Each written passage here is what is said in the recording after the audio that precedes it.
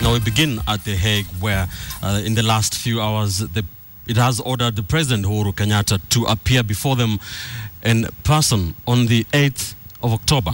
The judges, by a majority, rejected the president's request to have the session postponed and for him to appear via video link. Now they also threw out his application to skip the session altogether. KTN's Edith Kimani has the latest ruling and now joins us with the details. Edith, what is the latest? A very dramatic turn of events. Absolutely, very dramatic turn of events. And this is because the last time President Uhuru Kenyatta was seen at The Hague was 3 years ago.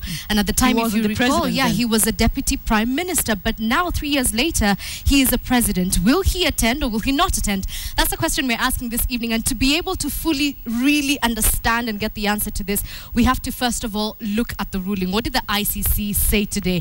Their decision. It came in two parts. The first thing was to rejecting an application made by President Uhuru Kenyatta's lawyers to, among other things, not attend this status conference. I'll be having details of that in a short while. And also order the president to physically appear at the International Criminal Court. Now, this is important because he had also requested that if he can be able to do this by video link, then he wouldn't mind, but they have ordered him to appear physically. Uhuru's request, what exactly was it? Well, he had asked to be excused from attendance of the status conference. He had said that, look, there's really not much I'm going to be doing, so can I please be excused and be represented by my lawyers instead? The court has obviously said no. He had also asked for a postponement, saying that if excusal from attendance is entirely impossible, then I'm willing to come for the status conference via video link, but at a later date. This also the judges said no to. These are the reasons that Uhuru gave for asking for excusal and also for postponement. Extraordinary public duties on set date. Now, President Uhuru Kenyatta, through his lawyer Stephen Kay, said that as the chair of the heads of state of the East African Community, he needed to attend the Northern Corridor Infrastructure Summit, which is happening in Kampala on the 8th of October, the date when he's supposed to be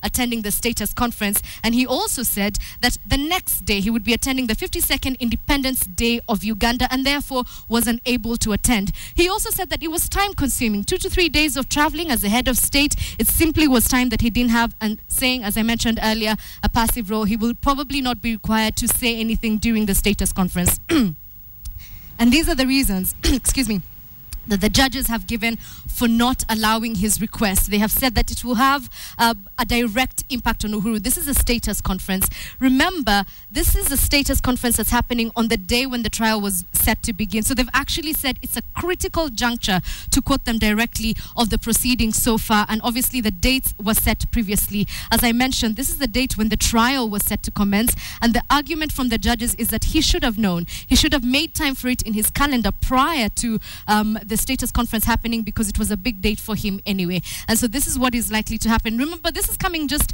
a day after both the prosecution and the legal representative for the victims also made their submissions on the same, but it still remains to be seen whether President Uhuru Kenyatta will attend or he won't. And so, Linda, that's where the case stands as we speak. Let's see how it goes, whether or not he will be able to attend at the International Criminal Court on the 8th.